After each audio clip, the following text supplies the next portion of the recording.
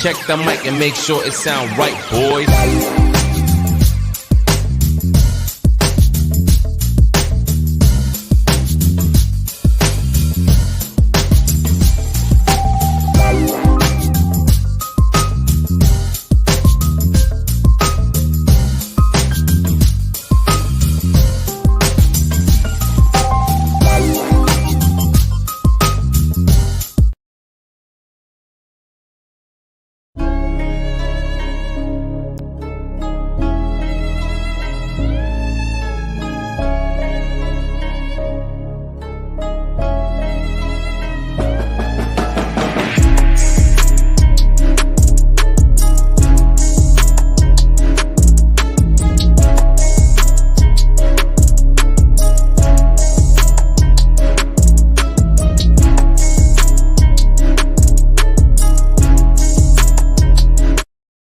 Yo, what's going on, guys? I'm AK Eagles. Welcome to the AK Eagles podcast. Please hit that like button on your way in.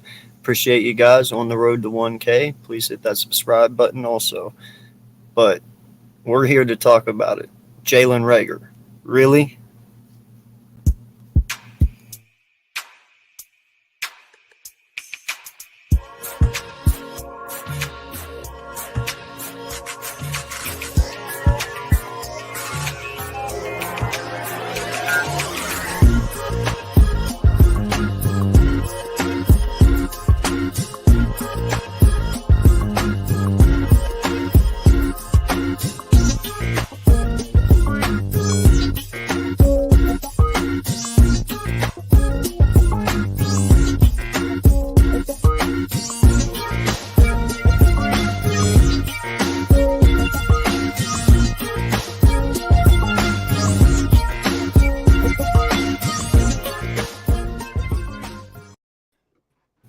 Yo, what's going on, everybody? Welcome to the AK Eagles podcast. I'm joined with a few special guests of mine and maybe a little bit more here. It all depends on if some other people join. But yeah, man, we're coming on here today to talk about undervalued and overvalued.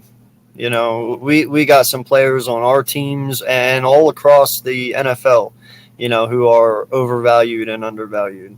And, you know, the very first one I'm going to start with, man, and it really ruffles my feathers every time, is Jalen Reagor, dude.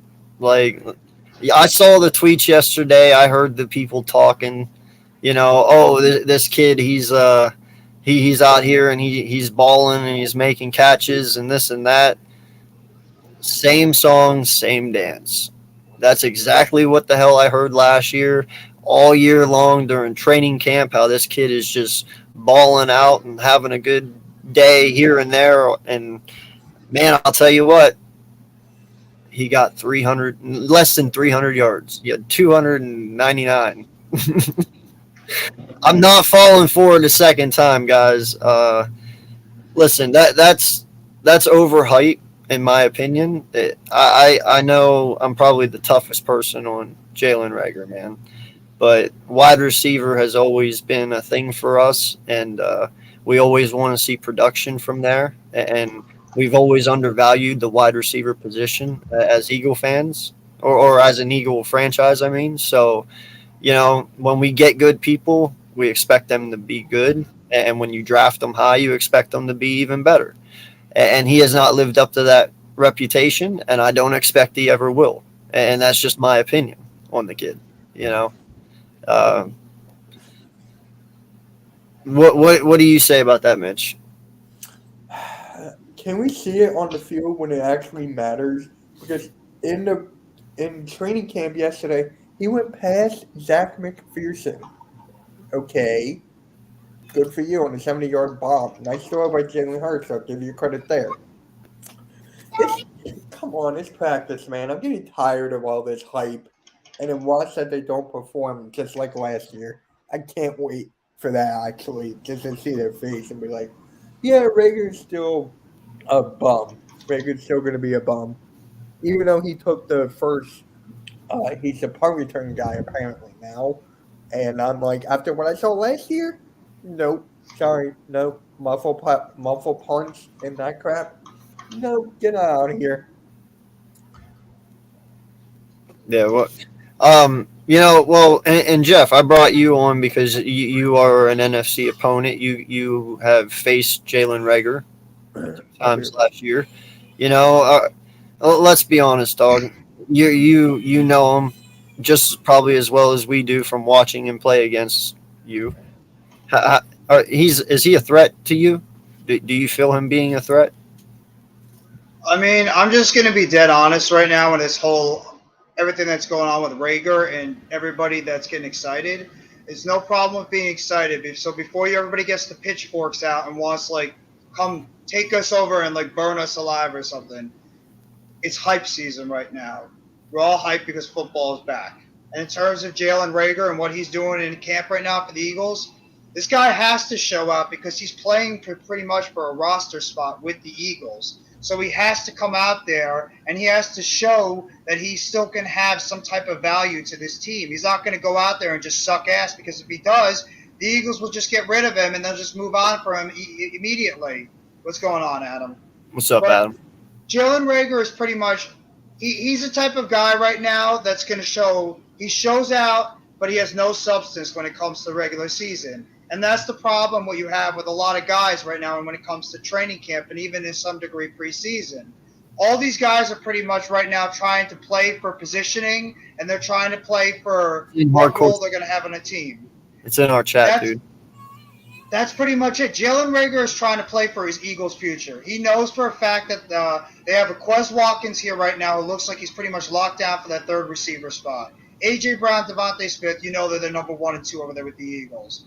Zach Pascal looks like he's going to be the possessional receiver. Jalen Rager right now looks like he's on the outside looking in with this team. He's going to go out there and try to do whatever he can, play as good as he can against backups, second team, maybe even get occasional some first team snaps to try to be able to show what he can do and prove to this Eagle brass, especially a guy like Howie Roseman who drafted him in the first round in 2019 or 20, that he's going to have a chance to make this team going forward. I don't get the hype. The guy's done nothing so far in the NFL except drop passes, not run routes correctly, not stay healthy, frustrate the hell out of Eagles fans. Giant fans, we have guys similar to that in our roster. But Jalen Rager right now is all hype in training camp until he goes out there, if he's still with the team, and proves it on game day when the season kicks off on September 11th. Welcome, Adam. Appreciate you for coming in, bro. Yo, what up, bro? What's up, Adam? Thank you for having me. You guys came on yesterday, so I thought I'd jump on for a few here. Yeah, you put me in timeout yesterday. You deserved it, man. You deserved it. Okay. I got to say this, man. The reason that I bring this up is, I was watching some John and Jody Mack this morning, and they were talking about Jalen Hurts. And this is where the overvalue, undervalue comes in handy. They were both talking about Jalen Hurts, and they were talking about Tua Tagovailoa. And they said, no doubt in their mind, Jalen Hurts is done after this year. He is not the guy, nowhere near it. He will not be going forward with us. And honestly, Jody Mack, he made the comment. He said that Tua is going to be an all-star. And whenever I heard that, I was like, and then when you get the Jalen Rager praise yesterday, I was like, so we've come to the conclusion the guy that badmouths our fans and punches back when he gets talked bad about and doesn't put in enough time and effort like all these other dudes, and he takes his position for granted and he plays like shit, is going to be high praised and said, oh, he's looking great. But then you also have our quarterback who works 10 times harder than this man, who tries to be the best that he can be in every single level. And you're going to sit there and say he has no chance. You get what I'm saying? Jody Mack's an ass. So I know, but that's kind of what pisses me off about the media and stuff like that, because those comments right there, man, that is. Well, that's blind research right there. That's a guy that's just saying something to say something, and that's what I don't like to do when I have any broadcast than what I've learned from WFAN, because Jody Mack's dumbass is also in WFAN up here in New York, spewing his nonsense. Okay, Yeah, he sucks. I hate hearing him. you know, he just sounds like a curmudgeonly old man. I'm like, all right, Jody, like, get over yourself, right? I gotta suck. You're like, shut up, bro. You don't like being on the radio? Shut up, right? But anyways, what I'm saying is, like, sometimes that's why I have to research. That's why I don't talk out of my I listen to what you guys say. Take other people who are doing Eagles podcasts and things like that, and get the information and aggregate it. So then when you talk about something, you kind of have an educated guess. Is it fully right? No. Will everyone agree with you? Probably not. But at least they're going to respect that you've researched and done your homework. Jody Mack, you can't tell me that Jalen Reagor is even a good player, because that guy, I'm a Giant fan. I know that guy sucks. Okay, you know, I'm a Giant fan. I don't need to. I play you guys twice a year, and I hear it how bad he is. I see it of how bad he is. I saw him in games in the playoffs, and because I was in the Eagle country down here, I saw him drop passes. He's like Evan Ingram, right? And this is why I talk about status. Remember we talked about status yesterday. You draft a guy a certain round, you got to keep him. This is what Jalen Reagor is. He's a first round pick, and they don't want to be like, well, you know, fuck this guy right now. If he was a 5th round pick, that guy would have been out the door last year. Oh, for sure. 100%. Been gone a couple of years ago. And I think this is where we need to tell Roger Goodell and the rest of the owners, like what AK said yesterday, get rid of your mistakes. We'll be able to respect you making a mistake and saying, all right, we failed on this guy, trade him, and not worrying about, like, hey, Jalen Reagor goes to the Commanders and blows up. Okay, that's fine. You know, he didn't work out here. We don't need to hold him here because we're scared that he might do better somewhere else, or we're scared we're going to look bad because we drafted a first-round pick that's not working out, right? And I get it. It's on your legacy and regime, whatever, but the GMs that don't give a crap are the ones that succeed in this league. The ones that say, all right, well, we're going to give up. We're the Kansas City Chiefs. We gave you two years. You still stink by. See ya. We'll get you some compensation. We'll make those picks something else. Yeah, no, like, no lie, man. The way I run the team, especially in my way of looking at it, is it does not matter about your hype. It does not matter about your name. It is about how you are on that field, how you run your roster. The best player is going to play. You know what I mean? And it goes from the top to the bottom. If you are the number one player, obviously A.J. Brown separates himself from everyone else. Okay, then Devontae Smith obviously separates himself from everyone else below A.J. Brown and him. But then that third is open. Okay, to me, that third is open, and anyone can have that. And I don't care if it is Allen, or if it is Covey, or if it is Pascal, or if it is Watkins. Whoever the best person is gets that job. I don't care about names. I care about the name on the front, dude. Whatever person makes it easier for us to win ball games deserves to have that spot. And then the one after him, and then the one after him. To me, it's not about draft, because you can get somebody in the 5th that can outplay a 2nd-round pick. You know what I mean? Just because of their. Now, I'm not saying that always happens, obviously. I'm just saying because of their desire inside to be better. Like, for instance, Adam Thielen. He was an undrafted free agent, just walked on to Minnesota and took over that place. You know what I mean? Like, it's about the desire and the drive inside that will make you who you are. And that's my point. So it's got to be the best person, man. It's not about even draft anymore. It's not even about who went where. It's about the best person plays that position. And I think that's where the NFL and I think a lot of people are losing, is because, like I said, their thinking is, I drafted him in the 1st round, he's got to play, as opposed to the undrafted rookie free agent, like you said, who's outplaying him. I mean, sometimes we see it in the NFL, right? Look at Russell Wilson. He outplayed Matt Flynn that one year when they signed him, and Pete Carroll had the cojones to be like, you know what, I'm going to start the kid over our big free agent acquisition quarterback. And it ended up working out for him in the long run. If Pete Carroll doesn't have those balls, we may not have seen the dynasty of the Seattle Seahawks the same way that we saw it past decade with Russell Wilson. And I think too much is emphasized on winning nowadays and not building the team correctly, where, you get rid of guys because you're worried about winning. So you're trying to get these guys to play and not worrying about building a long-term success story. And that's what the Steelers have done. That's what the Patriots, you hate them. I know people hate them, but that's what they've done. Look at what Tampa Bay is doing. You know, they're losing guys left and right. They have no depth players right now. So now they're scurrying to get guys in behind Ryan Jensen and Tristan Wirfs and things like that because, oh, my God, we have nobody. Because they're so top-heavy with free agency. If you build your guys up, you're supposed to, and this is how I think of it, I don't know how everyone else does, when you draft a guy, that guy is either going to contribute or replace somebody, right? That's what's supposed to happen.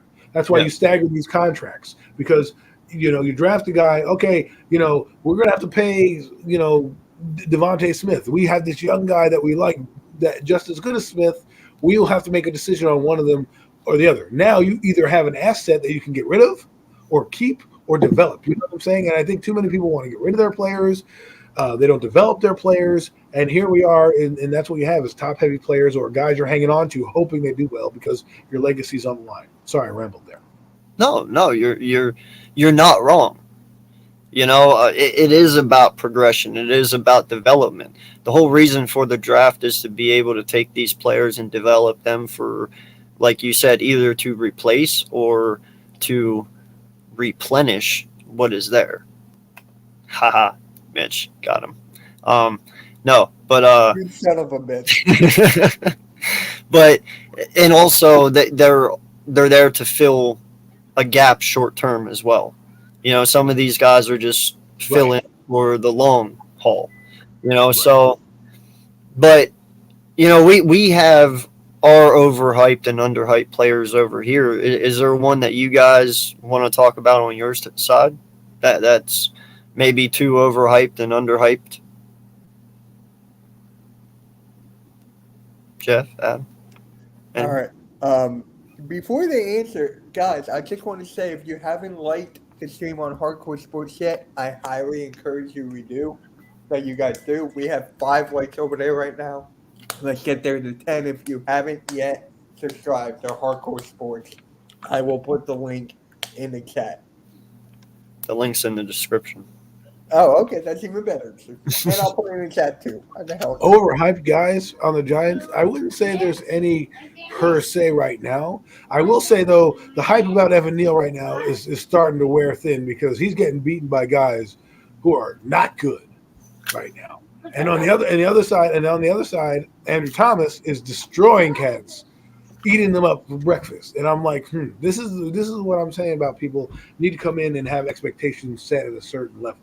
You need to let kids grow. You need to let them make their mistakes. They're going to grow. Like right now, I expect Evan Neal to suck right up until, you know, he plays the Titans. And then you're getting beaten by Kayvon Thibodeau and you're getting beaten by O'Shane Ximines. Those names are not Bud Dupree and Harold Landry, where, you know, we need to – I think the Giants themselves are – you know what? I'm going to take that back. The entire fan base of the Giants kind of overhyping this team. That's what I'll say. Because we're overhyping us. We're excited. Don't get me wrong. I want to be excited. I love the direction that they're headed, the things that they're doing. But I cannot just go, oh, we're going for the playoffs, or we're doing this, we're doing that. Oh, the division's weak. No, man. Listen to NFL Network. Watch what's going on. Everybody's getting better. Everybody. They're loving Carson Wentz over in Washington. They're loving him. They're like, wow, he's the best quarterback we've had here in years. You don't think they're hyped up to play us as well? So I'm just saying we got to temper our expectations going out there. Guys like Evan Neal, I love him, but he's getting baptism by fire right now. You know, he's getting beaten by guys who he should be eating. And it's the same mistake over and over again. They're just doing an inside move. He's stepping to the inside, going right outside around him. We got called for holding just before I came on here. So let's pump the brakes. Let's let this guy develop into the tackle that we want him to be and not put pressure on him to be great out the gate. Okay, well, that statement, right? Go ahead. Go ahead. No, go, Jeff. I'll wait. The problem with that statement is if you actually say something that's completely valid, like what you just said, Adam, you're going to get called a hater. You're going to get called, oh, well, you just want this team to suck, blah, blah, blah, blah, blah, blah. No, I'll take them. I don't care. I just got into it with another fan before about it. I don't care at this point. I mean, right now, Daniel Jones and Kenny Galladay are locked in, and they apparently are lighting up at practice. All I have to say is, show it to me on September 11th against the Tennessee Titans. Then I'll be more excited. Same thing with Evan Neal. Evan Neal, one of his biggest problems is he's struggled a little bit when it comes to like the outside rush. He has a little bit of trouble hitting speed rushes on the outside, and that's where the Giants right now, the pass rushers are attacking him, is on the outside when it comes to speed rush. He's going to take some time to learn how to adjust to that, aka what Andrew Thomas had to deal with in his rookie season when he was struggling at times too in the beginning of his career. Offensive linemen sometimes take a little bit of time to get used to the NFL game. So if Evan Neal struggles at the beginning of the season, so be it. Not everybody's going to be like what Rashawn Slater was last year, where he automatically came into the league and was one of the best tackles in his first year of his career. Or same thing with like a Creed Humphrey. It takes some players a little bit of time until they develop. Now, in terms of like the overhyped people, I mean, there's a lot. It's hard for me to say because nobody's really hitting each other yet. I know it's practice now. The pads are on. It's a little bit more hitting and stuff, but I mean, it's practice. Can we please just wait until we get closer to game situations? Tyrod Taylor has lit a fire under Daniel Jones' ass because Tyrod is. Taylor has looked better. He is tearing up the practice field with guys like Darius Slayton, and if that is what Daniel needed, what? I told you what's going to happen yesterday. Right, but hey, listen, he's legitimately having a great camp. No one's talking about it because they want to focus on Daniel. But if that is what he's doing this with backups. He's making Darius Slayton look good. I heard he dropped the ball a dime on a backup receiver, and of course the backup receiver drops the ball, but he put a dime on him. He's throwing darts all over the field, and now Daniel's looking like, oh shit, I got to do good because I'll be sitting on the bench because this guy's coming. Tyrod Taylor ain't playing to be a backup. I'm telling you that right now.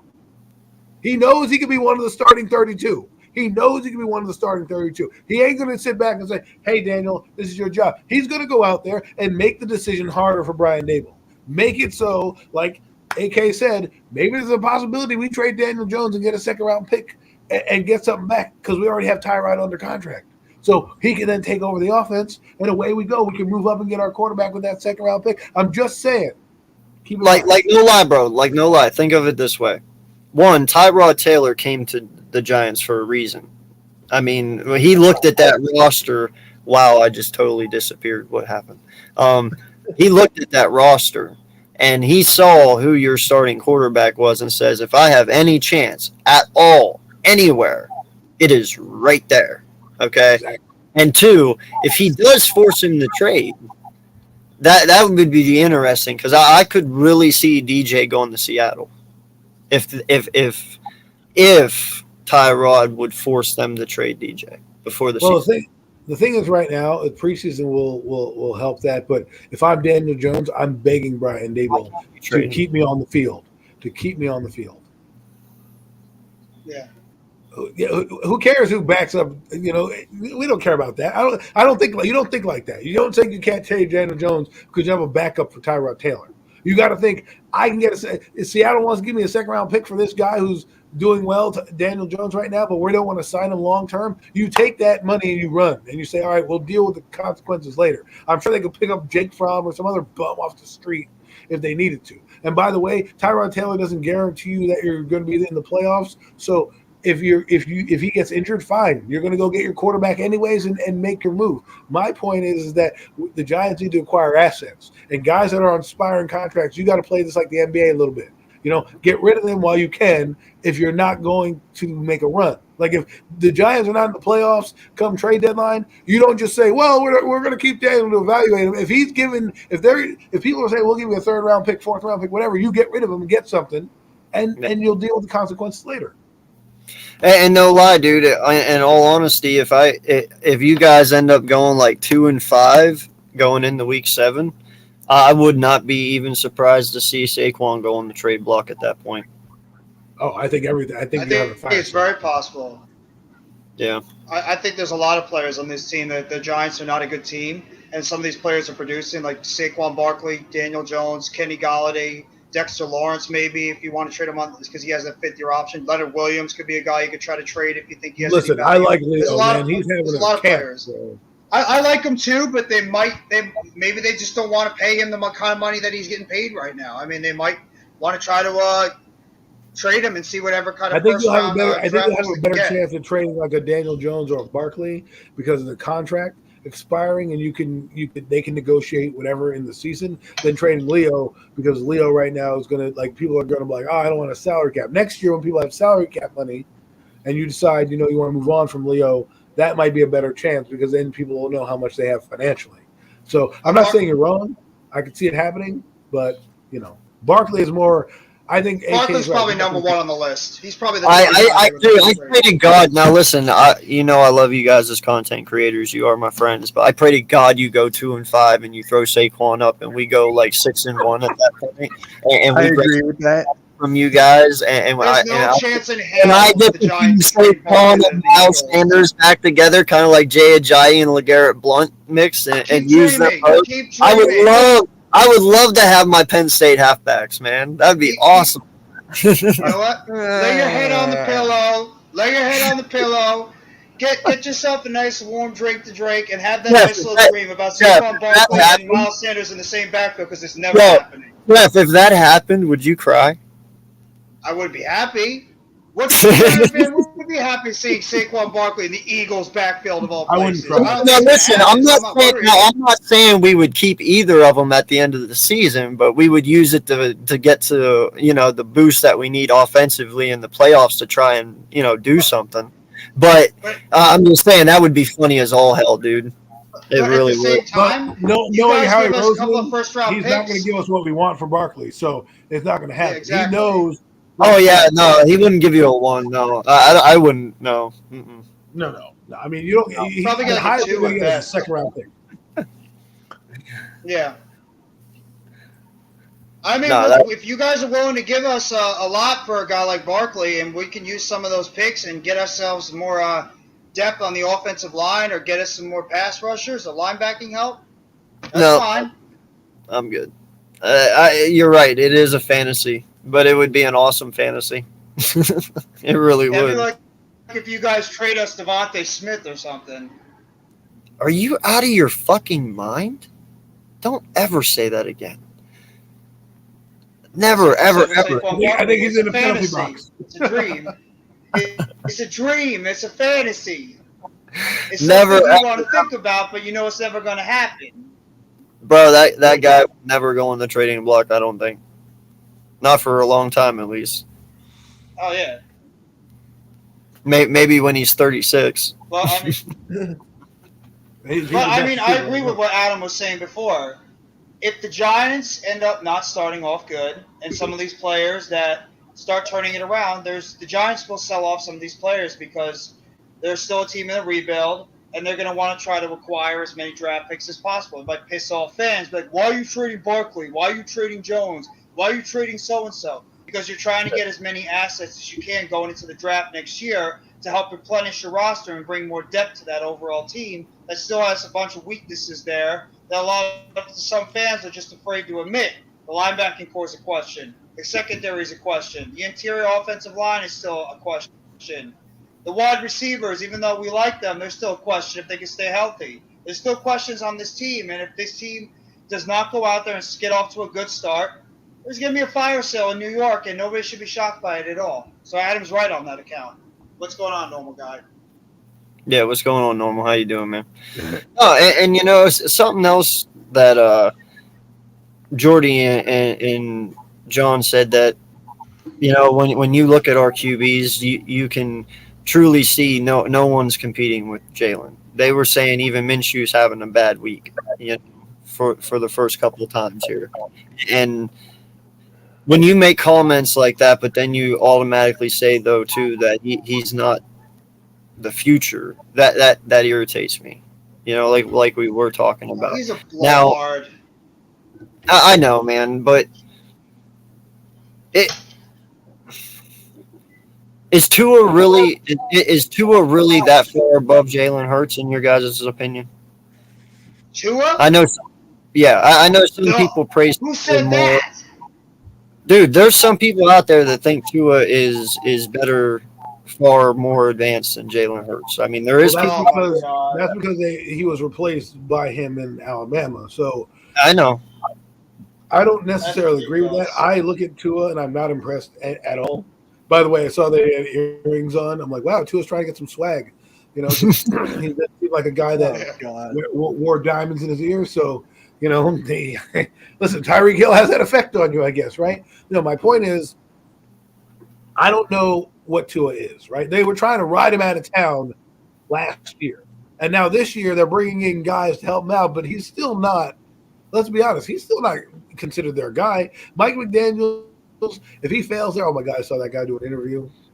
Weirdo. I know, But it's You pretty- see what I mean, crazy, all right? Adam? You see what I Crazy, mean? right, All Adam? right, cool. My guy, I'm looking at him. He was like the Yeezys. It should be a national holiday. I'm like, yo, bro, you are that dude that is in someone's basement, you know, trying to get people in a chat room to come over and hang out with you. Like you're that guy, bro. But no, if he fails his first year, right, which I don't expect him to be bad, but he could be middle of the road, 7-10, whatever, right? I could see them getting rid of Tua and trading up and getting a quarterback if they're in that realm. So for me, Tua's not this big. I never liked him coming out of college. I didn't think he was this when he came in that national title game, whenever that was. I guess it was freshman year or whatever. And he drove Alabama down and scored the touchdown and won. The next year they didn't do much. Then the year after that he didn't do much. And then coming out he broke his hip, right, which I think changed everything about him when he broke his hip. He couldn't lift properly. He couldn't do anything that he needs to do. Now, I think Jalen Hurts has looked better than him. I'm sorry. I'm not trying to be, you know, homer to the Eagles or anything like that, but I just think what I've seen out of Tua, I've seen more potential in Jalen Hurts. Well, I mean, Jalen Hurts is the youngest quarterback to ever start a playoff game ever. There's He, that. he is the first quarterback to have 4,000 passing yards and 1,000 rushing yards. And I think Jalen Hurts is going to surprise this year. I really do. I think people are. I just think something about him is like he left Alabama, went to Oklahoma. They were still a decent team at Oklahoma, right? You know, he goes to the Eagles. He gets thrust in there in most awkward situation ever, right? He gets thrust in there. He's doing good. They're about to win. He throws an underthrown pass, which should have been a touchdown, but he's a rookie that year in the game. And then, of course, Peterson pulls him because of whatever reason Peterson was doing. I won't ask. I don't care. And quite frankly, Giant fans got fool's gold, myself, because we're like, oh, fuck the Eagles and the integrity. But you know what? Joe Judge is a loon anyway, so I don't believe in him. So he comes in the next year with a quarterback coach now, the Nick Sirianni, and they changed the offense around. And they're like, yo, you're not ready to throw the football yet. Let's run the ball and develop you as a passer running the football. Now this year, I feel like the reins are off this kid. They're going to let him pass. They're going to let him be more of the passer, the dynamic passer that he was. I think last year he still had the developmental phase. It was his first full year starting, right? He still hadn't seen everything a defense could throw at him. Now he played 17 games, plus his rookie year games, plus he went to the playoffs. That's invaluable experience you can give a kid at this age who's just maturing mentally, right? You got to give guys credit. You got to give them time to I was 22, 21. I'm not sitting there reading the playbook. I'm going out trying to scheme on women. You know what I'm saying? I'm going out doing this, doing that. I don't blame them for, if that's what Jalen Hurts is trying to do. And now, now that he's in and there's more commitment being talked about to him, maybe now he takes more of an emphasis on his craft, knowing that he can play in the NFL, right? I don't know. I'm just throwing that out there. Well, no, and I understand, man. I do. And I think some people fail to realize that as well. Like, this kid is only 23 years old. He's still younger than some of the guys that are coming out in the draft this past year. You know what I mean? Like, he's still young, man. He was only 22 last year.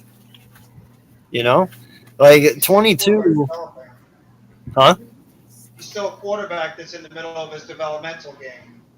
Oh, yeah, dude. Like, no lie. 22 is still a baby in the NFL. Like, let's be honest. That's really freaking young, dude. 23 is really, really young. Like, he's still a baby. And how old was Zach Wilson? 25 last year when he came out? 24? Something like that? Like, that's what I'm saying. Like, he's still younger than half of the dudes still coming out. That's insane, man.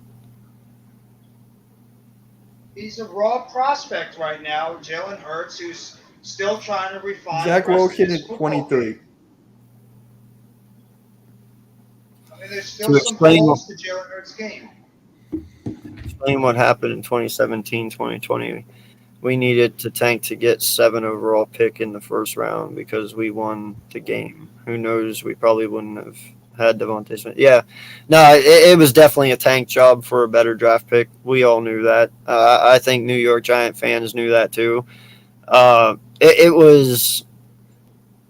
How can I say it? It was disrespectful from a football side, but it was very, very fucking smart from a business side. Is that right to say? Man, y'all are Yeah, not. I can see that. I can see that. Yeah. What is wrong with y'all? What's Yo, wrong? Jordy, what's Sorry, good? I was gonna throw a joke. I mean, this is I can what I can feel agree about with I can agree with that. There, it's not the most prettiest thing to do, but if you know that you're going to move up a few spots in the draft and you want a guy, it's easy to make that trade, right? With those spots, they went to 6, and then guess what? They traded out of 6, and the Dolphins came up and got their guy, and then you traded back in. So you got that. You got what you wanted. You got the flexibility and maneuverability that you could do up and down the board, and you were able to acquire more picks this year to then do what? Have a backup plan in case your boy don't work out, right? In case Jalen Hurts don't work out, you got 2 first-round picks this year in this draft to be like, oh, well, we can move up and get whatever we want. Now, if he pans out, you're going to look like a genius for that move. I guarantee you, if Jalen Hurts works out, Eagle fans will be like, that was the best move Harry Roseman could have ever done, was putting the pressure on Doug Peterson. Giant fans, we shouldn't say shit because our coach isn't even here who was giving those, gaslighting us about like, I wouldn't do that.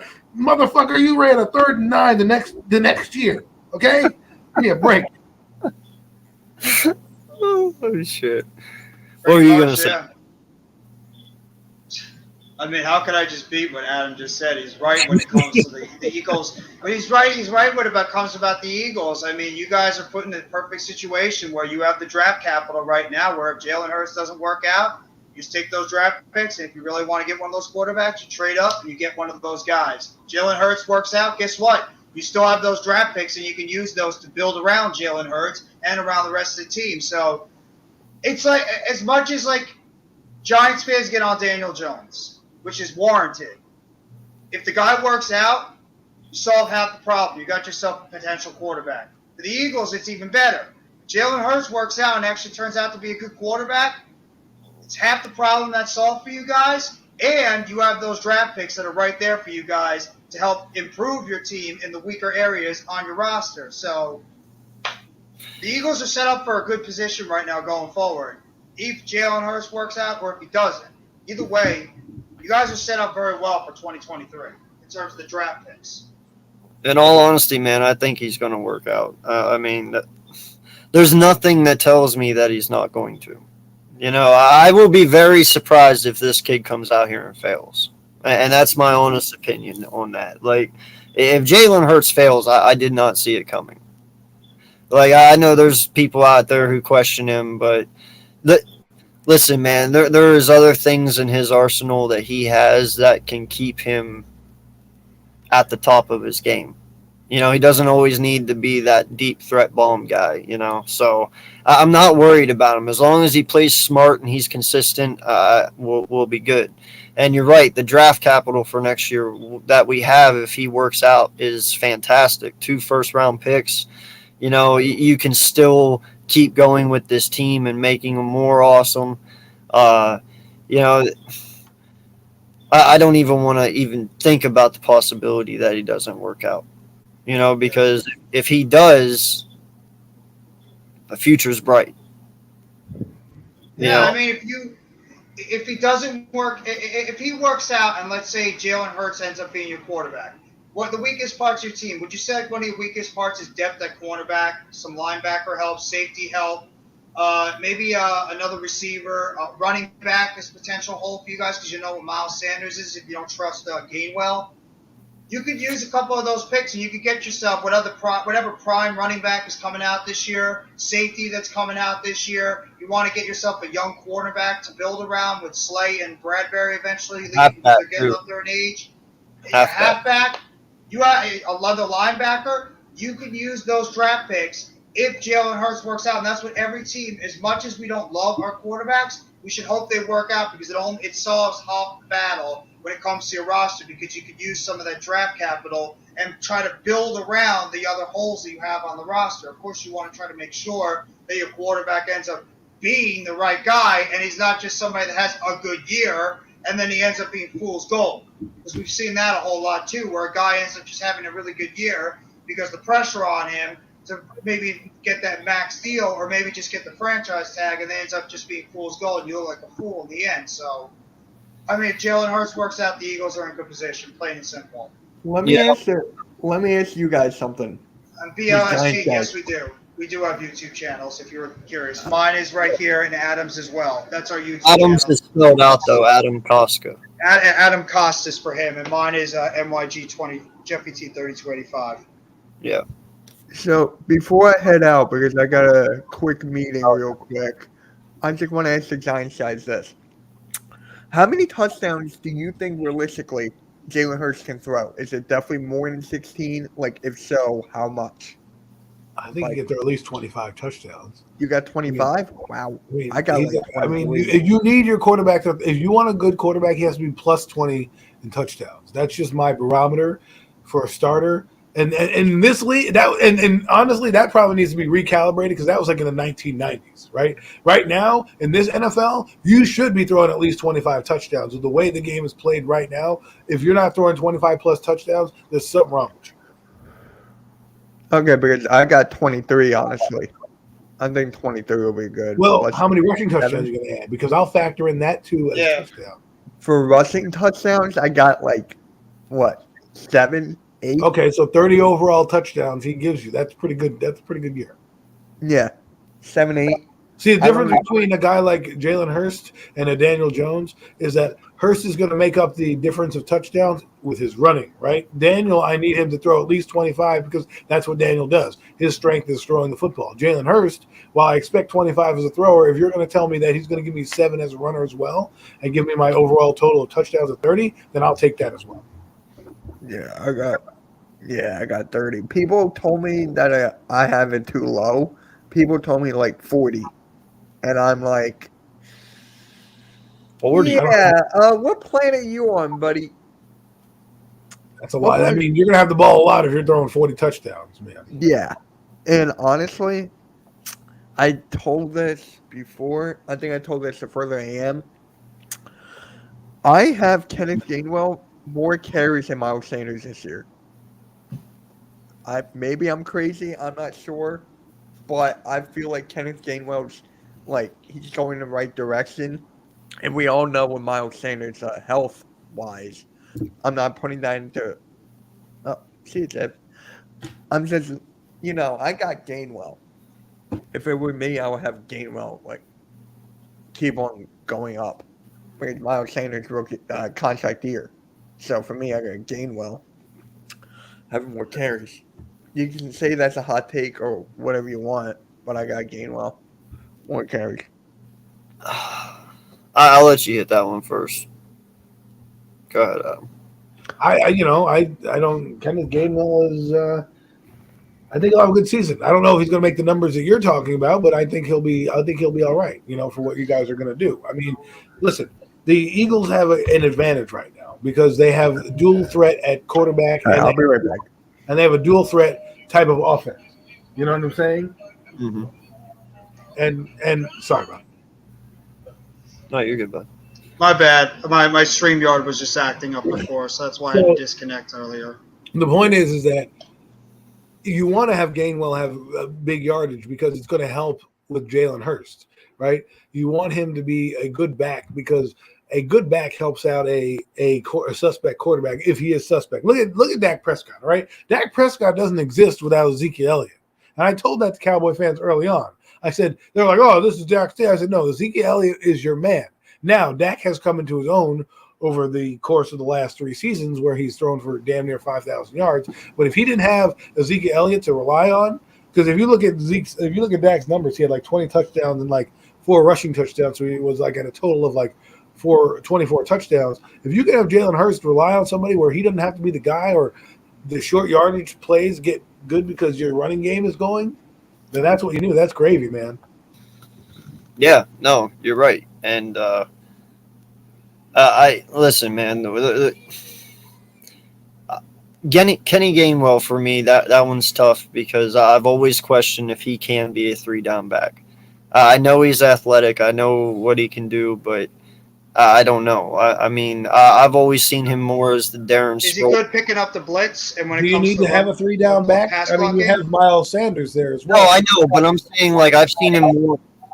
I've seen him more as in the Darren Sproles role, like the scat back, like the guy that will pick up. He's your little mini fast dude. You know what I mean? Like Yeah. I respect him for what he can do, but I like my main halfbacks to be like a Le'Veon Bell or a Miles Sanders type back, or even a McCoy back. You know, Gainwell, he's great for what he is, but that's what we got to use him like. You know, I don't know, man. It's hard for me to judge him. Like Well, he's you know what? You gotta take the words that you said. Play the best player. So if he's your best runner, for right, sure. and he's I don't know. doing the best things, then play him. I know he's only 5'9", 201 or something like that. He's probably bigger than that now, but I don't worry about running backs' heights and stature, so to speak. I wonder if you can do two things: catch the ball in the backfield and block. Right? If you can do those two things, you're on the field for me, because running the football is going to be easy, especially when you have a line that predominantly was a good run blocking line last year. And not to mention he has 4.4 speed. I see what you're saying in terms of him being 5'9", being a scat back and Darren Sproles type, but you don't sleep on those guys, because you know guy like Michael Burner Turner, they didn't think he could play. He went to Atlanta and tore it up, right? So let Gainwell play, let the best back go. And I think it's going to be a back by committee anyways in Philadelphia. I think it's going to be about situation and who you play. For example, if Gainwell gives you a better advantage in the passing game against the Giants, who have no linebackers, well, yes, guess what? I'm going to play Gainwell, right? If the game against the Cowboys, Miles Sanders, who's a little bit of a heavier back, gives you a better chance against that team who might be a little bigger, then that's who you use. I think that's what Sirianni is going to do, because your coaching You staff, can play the guy the hot hand pretty much. right? Your That's the coaching guy that staff gets seems to you in adapt more to the game than any other coaching I've seen, right? Most people are just like, screw this, we're running this, it's going to work. I know it's going to work. It's the players that are sucking. You're like, well, if they're going to make us run the football, we're going to just run to our strength. Like, you went to your strength. It wasn't, and I know people laugh at Sirianni because of the things they said about Flowers and all that shit, but if you look at it, he bloomed himself. He blossomed himself, because as a play caller, he could have been like every other coach who says, you know what, Jalen Hurst, we're going to keep throwing the football, even though you're not doing well right now. We're going to keep doing it. Instead, he was like, you know what? We're going to trade, do our running game, and boom, it blew up.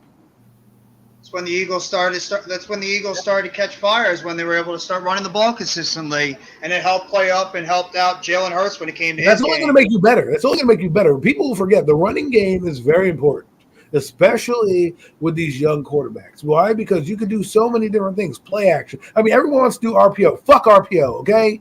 That's how you get your quarterbacks hurt. It's true. You run an RPO, the linebacker's coming over there, like Blake Martinez, who hasn't played in a while, goes and Jalen Hurst, who he saw last week, stood up if he did a little shoulder dip. Maybe Jalen Hurst says, I'm going to stand up now. And Blake Martinez gets a little angry. Maybe, they put pepper on his eggs before the game, right? So he's a little saltier than he normally would be. And boom, he knocks out Jalen Hurst, gets him, a bruised ribs or whatever, because you want to be cute and run an RPO. Yeah. No, I get it, man. I do. But hey, another The thing. running game always helps out a young quarterback. If you can run the ball consistently, it's going to make it easier on your quarterback playing the football.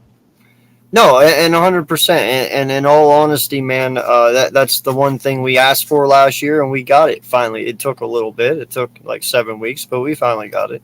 We're But still looking for it, by the way. you'll get there, man. The only thing that you guys lack that we have is a Stoutland. I mean, let's be honest. Stoutland is what makes our offensive line tick, dude. He's probably the best offensive line coach ever. Like, in my opinion, he is. Because he turned Mailata, a dude who's never touched a football in his entire life, a 7th-round pick, in 3 years into an all-star. I mean, that takes talent. You know what I mean? Well, that's also the player himself. You know, he Sure. put in the work. You know what I mean? I think we forget.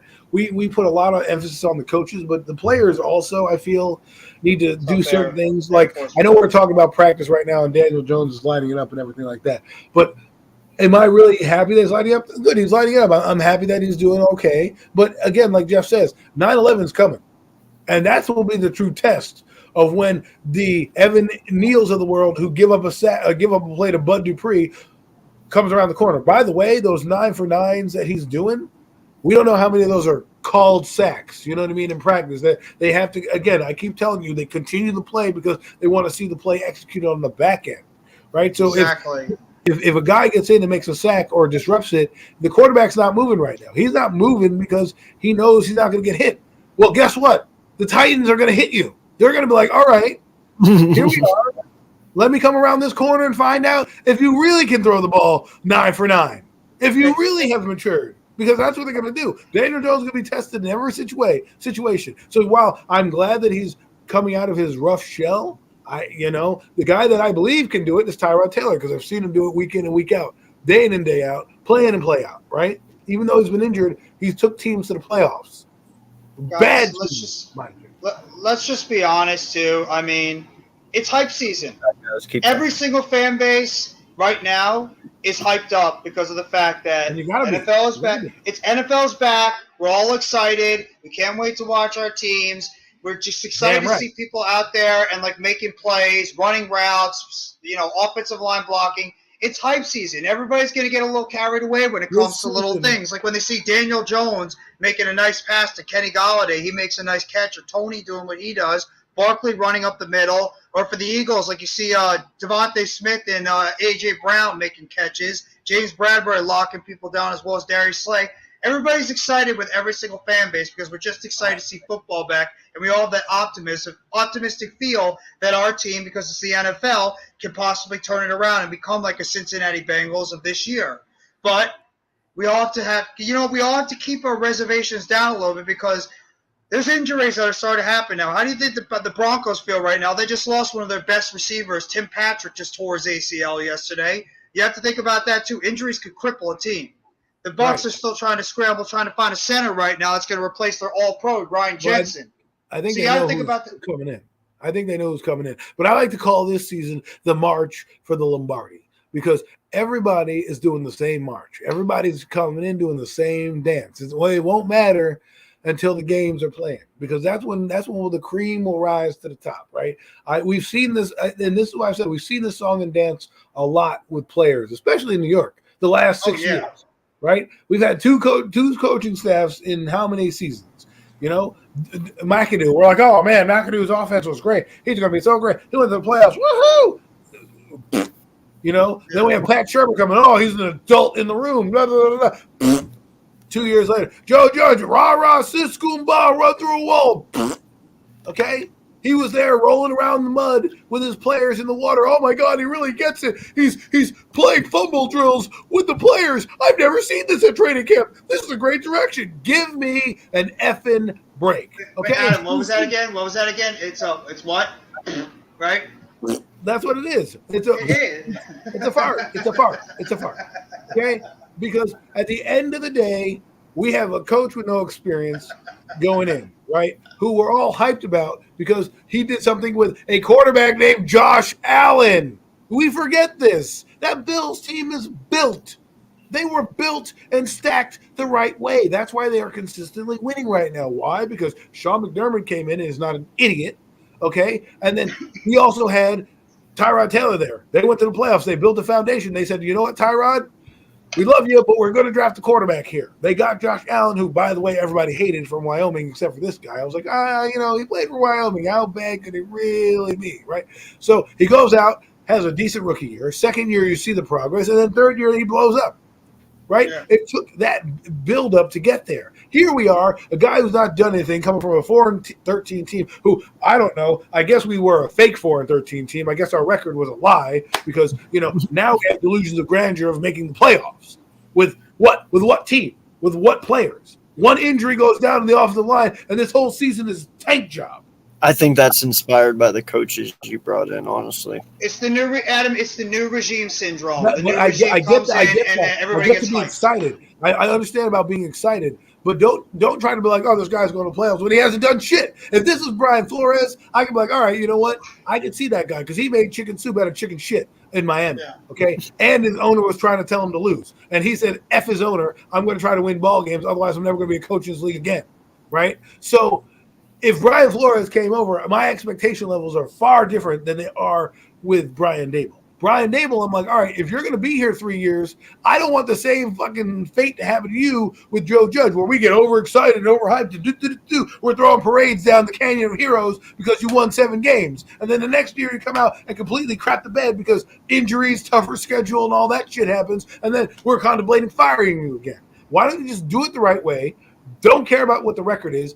Punt this season and just say, we're going to just do the best we can. If Fans we lose, won't do that. Fans right? will never punt a season. They think that's like sacrilegious if you punt a football season because we always want to go in there and expect the team to win. I have no problem, and like you as well. I'm I not agree with saying you not 100%. win. I'm not saying but not I win. agree. I get what you're saying, and you're absolutely right.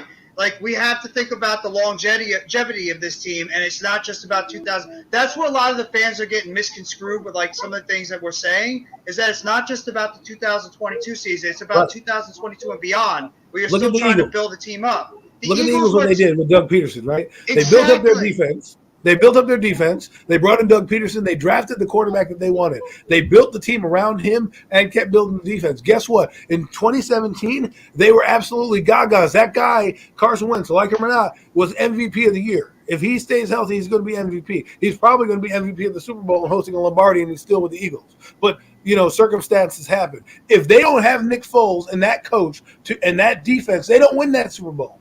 That they don't win that team. They built it up. And look, they still have a team now. Even when you strip it down, they still got guys. They're still drafting well. And even though, you know, they have Fletcher Cox and, you know, Werner Hargraves and some older guys, you can see Jordan Davis is dominating. You can see Nakobe Dean's coming in. We're like, uh-oh, what's happening here? That's Look at their offensive line. Their offensive line has got players. Years. You guys are Lane Johnson that's going mess up here. Come on, stop. Like Lane Oh, Johnson we're might making you retire smile. soon. Sorry, You we're have making you blush. Driscoll. I'm sorry. You have Jason Kelsey who might retire soon. They just drafted a kid who they think Juergens is going to be the next good center on that team. They have Dickerson who had to move over to guard who's pretty good. They had a 7th-round pick who they turned into a Pro Bowler with Mailata. Their team is good when it comes to the places where you need to be good, and that's the offensive and defensive line. And now they're actually starting to get now they're starting to get strength when it comes to the secondary and when it comes to the wide receiver position, which they've struggled to do for years. So, By the way, thank you for the secondary, my guy. So they said this morning that on that channel too. One thing I did like that they did say is I guess Smith beat Bradbury on one of those one-on-one deep routes. That next play he comes back and Bradbury just stones him at the line. Literally doesn't even let him get a yard. He said, honestly, he's like, my most standout player for the first week of camp was Bradbury. They're you're like, going to get a good player in Bradbury. You're welcome. like he is such an improvement over the corners we've had. Even Nelson, they were like, in fact, you know, the last 6 years before we got Slay, we were begging for a corner. He's like, he could have easily been our number one then. He's like, so, dude, he's like, expect a lot from this TV core this year. He's if you make it healthy, right, and knock on wood that everybody remains healthy, he's one of the reasons why I picked the Eagles to do well, because that secondary, you're not going to have to worry about getting beat deep because, you know, Bradbury's going to play assignment sound football. He's not flashy, don't get me wrong, but the guy is in the right place at the right time. I had no problem with him. He played. I mean, everyone's like, oh my God, it was terrible his first year. Well, you know, he's a press corner, and you're putting in zone 15 yards off the ball. What do you think is going to happen? They're going to turn around and catch the football. He didn't play necessarily bad. The scheme didn't fit what he was doing at the beginning of the year. He still ended up with 3 interceptions. He still ended up shutting down the field. And because the only reason he's gone is because of a cap number. Dory Jackson is stepping up, but I'd rather have Bradbury than Aaron Robinson. And that's why I think it's going to make your defense better is Bradbury comes in, Nakobe Dean comes in, and you got Jordan Davis, who's not going to be expected to be a starter right out the gate. All that defensive coordinator needs to do to Jordan Davis is whisper in his ear, create havoc. That's all you have to tell him. Exactly. Go there and be a disruptor. I don't care what you do. Be a bowling ball in there. Knock linemen in their ass so that when Saquon Barkley is trying to run and his freaking guard is on his ass and he's trying to figure out where to go, that's what you want Jordan Davis to do. And then Nakobe Dean comes in and cleans up the mess. That's how it's going to work out. Everybody was getting on Nakobe Dean too because he had all those injury issues. If that kid is right, you got yourself a good player at that linebacker. I think that was bullshit. I really do. Because That's what they're planning on doing. They're planning on using Jordan Davis because, in all honesty, man, I've been wanting somebody in the middle. And listen, Fletch has done a fabulous job over the years, but let's be honest, Jordan Davis is going to have a much longer effect, like width-wise, than what Fletch did. Like this kid is a complete meltdown in the middle. You're not going to be able to go in the middle. Like he will have that so shut down it's not even funny. And you know, the pass rush is better too. You got Hassan Reddick who had a great season last year. Josh Sweat is going to probably. You mean it's going to be a shock if he takes a jump up? You're getting Brandon Graham-Brack who's going to help your defense on. And I mean, Derek Barnett as a big player shouldn't kill you guys that bad. You have depth at your defensive line. That's what you can do. You have waves. And Jordan Davis is a guy that is like a Saragusa type, a big old body in the middle who's going to keep linemen off linebackers so that Nakobe Dean can run around and fly around. Nakobe Dean went to the right team. He did. To the absolute right situation. If he goes to the Giants, we are excited about it, but we don't have the horses up front. Now, I like Dexter Lawrence in the middle. I think he could do well because Nakobe Dean has a lot of talent. I mean, that guy was considered a top 10 pick, and all of a sudden he falls to the third round. You get somebody's in that sauce. Somebody's in that medical history. Like that's called Howie. It could have been Howie. Could have been I'm Howie. telling you, dude, what is the odds that he falls that far and we pick him up? Granted, it was a smart move by him, but it could have really bit him in the ass. But somebody could have taken him in the second. What's the odds that Kayvon Thibodeau drops to number 5 because of things you're starting to hear about him? Maybe Joe Shea threw that out there just to get teams to stay away from him so he can. These guys aren't dumb, bro. They're not dumb. I mean, you have to be manipulative sometimes when it comes to the NFL draft, so you can get your guy. You got to throw out those smoke screens. But he falls all the way to the third, and Howie picks him up, and then after he's like, "No, there's nothing wrong with him." Our Same dog. thing happened to Zito Ojulari. Think about that. Dude. Think about. He was a first-round pick. Hey, the Giants got him in the second round. Think about that comment though from Howie. You heard the whole draft that he has an injury, and then we draft him, and after the draft, he's like, "Our doctors looked him over. There's nothing wrong with him." You think about that comment, dude. That's he's telling you everything you need to know. You know what I mean? It's these Georgia players because it happened last year with Ojulari where he was supposed to be a first-round pick, and all of a sudden you keep hearing these things. Oh, he's got a degenerative knee issue. He's not going to be a guy that's going to last in the league long. You saw him dropping and dropping and dropping. The Giants traded back not once but twice and still were able to get into a position to land him in the second round. And all the guy has done is come in, and I had 8 sacks last year in his rookie season, and now he's swolled up where he's going to be a guy that could potentially be nobody's talking about him as much because you have Leonard Williams, who everybody thinks is going to be great this year, and you have Thibodeau, who's get the hype guy. No, dude, I think Ojulari doesn't get the respect. I think Ojulari's going to be great this year. He's going to be. I think he's going to be another Tuck for you guys, which scares the shit. Oh God, I love it. You know what? Because I fucking hated Justin Tuck, dude. He was. I thought more along the lines of an OC Manura, but Justin Tuck can do that because he has that same kind of quickness and he forces a lot of fumbles. And so for me, I'm like, Kayvon Thibodeau is different because he's a rare kind of athlete, although he needs to kind of bulk up in the ass region. Not that I'm staring at it, but I'm just saying, he needs a little bit more, more cushion. I guess you'd call a little bit more muscle down there because you watch him run around in pads and you're like, what the hell? This guy's got these tiny ass legs running around in here like a fucking chicken. And you're like, you need to hit the NFL weight program, man. Make your pants fill out a little bit more. You know what I'm saying? Like, I thought I was watching a high school. Bro, I know what you're saying, man. Because I used to go to in high school. I went to school with this kid who only worked on his upper body, dude. He was a linebacker. He only worked on his upper body. So when he walked out, he looked like Johnny Bravo, but then he had really small waist and chicken legs. And it was like, yo, that's so funny All as on shit. top, nothing on the bottom. Yeah, dude, he was so Johnny Bravo. It wasn't even funny. I mean, that's what Kayvon Thibodeau looks like. I'm like, Kayvon, how you can stop the run, bro? You can't even like you're quick, but like, dude, you need to be able to anchor like.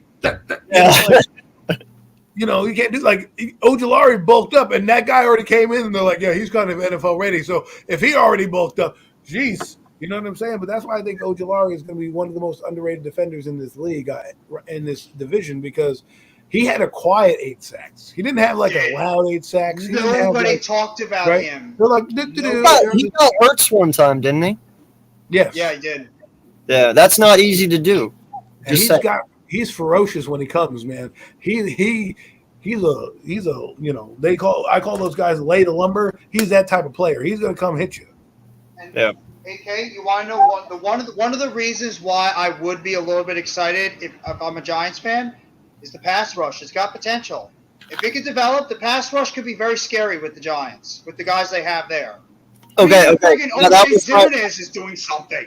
That was my question I was just about to ask you guys, because you know you lost Bradbury, you got these good pass rushers, but just because you have good pass rushers don't mean you'll have good pass defense. Because Oh, absolutely. So what do you guys think will be your strong suit for your defense? Because your secondary did, as in your opinion, got weaker, but your pass rush got better. But is your run rush, or your run stop, just as good as your pass rush? Like, can you guys talk about it a little bit? That's the thing we don't really know yet, is if the run defense is going to be better this year, because last year was an absolute disaster, and it ended up killing this team in terms of, like, you know, being able to rush the passer because they just couldn't stop the run. We were one of the worst teams last year when it came to that. And I noticed that the Giants have brought in a lot of bigger guys so far in the offseason. They brought in Justin Ellis. They just signed Nick Williams, a veteran who played with the Lions recently. I mean, they drafted a couple of young guys like Chris Hinton, who they actually picked up as an undrafted free agent, DJ Davidson. I mean, Dexter Lawrence is going to be playing probably more the nose tackle position. So the Giants have to be able to stop the run, because if you can be able to take out the run of the opposing team, it's going to help out your guys when it comes to the pass rush. But, I mean, if you're a team and you can get the ball out quick, you're going to stymie those pass rushers. You're going to try to put pressure on the linebackers as well as the secondary to be able to come in and make those tackles in the open field, which a bunch of those Giants secondary players, minus maybe like a Julian Love, who's actually a pretty good tackler in the open field, a lot of these guys struggle when it comes to the open field tackling. So an easy way to negate the pass rush is being able to get the ball out quick. But the Giants, we don't know if that run defense is going to be better, but hopefully with the guys that they brought in and with the depth that they have right now, they're going to be able to stop the run and maybe be able to allow those pass rushers to be able to feed against the quarterback. If you had to go with your gut feeling, though, which one would you pick first? Run or pass? I go with the run game, because the run game right now is unproven. Wasn't good last year, like Jeff said. Is getting torched right now in practice, which is not good. And then the other thing that I'm worried about is the secondary. And I'm not worried about Adoree Jackson per se or the safeties. I'm worried about the one corner on the other side. People keep saying, "Oh, it'll be fine," but you go up against Aaron Rodgers. He has 4 weeks of film to study you, right? He now finds out your weakness, and he just keeps feeding the ball to that one receiver or that one player on that side because he knows you're the weakest link. And then all of a sudden, what happens? Then maybe play action happens, because now you can't stop the run, so you're now biting on the running game. Right, and of course, Wink Martindale's going to blitz, and what's going to happen? Somebody's going to leap right by you, and it's going to be a touchdown. So The run game is the weakness number one. But if the run game is not stopped, this secondary is going to be torched. Not like McKinney's going to be torched, but like the young guy is going to be torched, because they're going to have to come up and stop the run and do that run support, and they're going to have to bite on that because they're giving up big yardage to running backs, such like Derrick Henry. Derrick Henry right now. If I'm Tennessee and NFL Network is on and all these and Twitter's up, and I'm hearing that the Giants getting torched by their offensive line right now on the running game, I'm licking my chops. I'm licking my chops, because I don't care how bad your offensive line is. The easiest thing to do is run block, because all you have to do is say hat on a hat. That's it. Get the guy in front of you and go. The hardest thing is pass blocking. because Yeah. you have to do more of a dance, more of a finesse, more guys in front of you. Run blocking, you're just going to hit the guy in front of you. So if I'm Derrick Henry, I'm like, yo, I got injured last year. I want to show the league I still got it, that I'm the best back, and Jonathan Taylor can kiss my butt, right? He's going to want to come out there and dominate. And trust me, I worked with the Giants. They have NFL Network going on, and now they have all types of other things going on. They are going to know what the weaknesses of that Giant team is in that defense, and they're going to test it out come 9/11. And they're going to make you say, okay, you don't think that we can still run the ball with Derrick Henry? Well, watch us. Yeah. One of the most important players on that New York Giants team this year by far is Adoree Jackson, because his importance to that roster is so big, because if he, God forbid, gets hurt, we're in major trouble with that secondary. Adoree Jackson has to be a guy that cannot get injured. If he gets hurt, we are screwed when it comes to our cornerbacks, because as much as people are praising Darnay Holmes, and I've been one of them, saying the guy is playing a little bit better, he's also been getting torched in practice by receivers too. So he's making interceptions and really nice ones. He's also getting burnt by cornerbacks. Darius Williams hasn't practiced that much because he's still coming off a torn ACL. Aaron Robinson, what is he? We don't know. And then Cordell Flott, he has potential, but he's also a guy that's never played in the NFL yet, and he has to bulk up a little bit more as he's going to get out-muscled and out-physicaled by bigger receivers that are in the league right now. So Adoree Jackson is so important to this team. I would put him as probably a top 5, maybe even top 3 in terms of important Giants this year, because if he goes down, the Giants secondary might be an absolute colossal disaster this year. And I would even say the same thing for the linebacker core. I don't think it's the secondary. I'm scared to death of that inside linebacking core right now, because you're trusting a lot of guys that are either very unproven or very young. And also Blake Martinez, God bless his soul, he's a good player. He's coming off a torn ACL too. Yeah. I am scared to death that tight ends are going to play against our team. And if they can negate our pass rush and be able to run the ball on us, they're going to have a field day again, because it's like the national thing right now. You're able to pass against the Giants. Tight ends are like, they lick their chops when they play against the New York Giants defense. They're going to be able to have their tight ends leak out and be able to catch the ball and get those big chunk yards against our linebacking core and against our secondary. So that's the thing that scares me the most, is that guys like Adoree Jackson and even a Blake Martinez to a degree, they have to stay healthy, because if they get hurt, our linebacking core, bless you, our linebacking core and our secondary are in major trouble if that run defense and that pass rush can't do the job this year. Well, and that's the thing, when I look at your defense, because of when you guys say, you got the young CB2 and CB3s, are you guys even going to be able to have your safeties crash in the box, even on the Titans? Because it's like, I get it. Sometimes you're going to want to stop the run, and in certain games you might be able to do it. But dude, it's one of those things, though. I feel because of how your secondary is, even on teams that are going to run against you, you're not going to be able to crash your safeties, because it's like you said, you're toast over top then. You know what I mean? Yeah. So it does put you guys. Wink Martindale does a lot of blitzing, and that's another reason why I'm worried about this, right? Because God forbid you read the wrong thing, right? I don't think he's going to stop it and adjust. I don't think he's going to do that. I think he's too old school. That's what got him fired in Baltimore. I think that's what's going to be his Achilles heel here. He, unlike Patrick Graham, who wanted to blitz as well, but said, you know what, we have to play zone because, injuries and blah, blah, blah. He's going to be like, screw it. This is my defense. Let's go. And and that's why I think against the Titans, we might get burned, because they're going to run the football and they're going to get like 2 to 3 yards a clip, 2 3 yards clip, 2 3 yards clip. Then all of a sudden, game is in a crucial spot. The Titans do a run play. Everybody comes up, stops the run, and they leak somebody right behind and do it. And Tannehill's confident of throwing a ball to a receiver. Let's be honest. And they have Austin Hooper, too, as their tight end, who's not a bad player as well. Hooper is a pretty decent tight end in the league who could be a mismatch. It could be an issue for the Giants secondary and that linebacking core. I think people are underestimating the Tennessee Titans and how they run their offense. They're not a deep ball type of team. They're a play action, run, do a slant, take it to the house type team. Look at Robert Woods, okay? Robert Woods is a possession receiver that can run every route in the route tree, right? He's a guy that you want as a running team, because he's going to get open on those little routes that you need, the little rub routes, the little dig routes. A.J. Brown is more of a physical receiver. You got him because he can block, but you want to throw him downfield and get junk balls because that's what he does. Yes, he has the speed to take a slant to the house. I get it. But Robert Woods, when the teams are playing zone, he's the guy that's going to catch the pass underneath, juke, and get the first down. And then you're going to play up on him, and he can also beat you a little bit deeper, right? I think what people need to understand is the Tennessee Titans aren't stupid. They didn't become the best team in the AFC last year because they were dumb.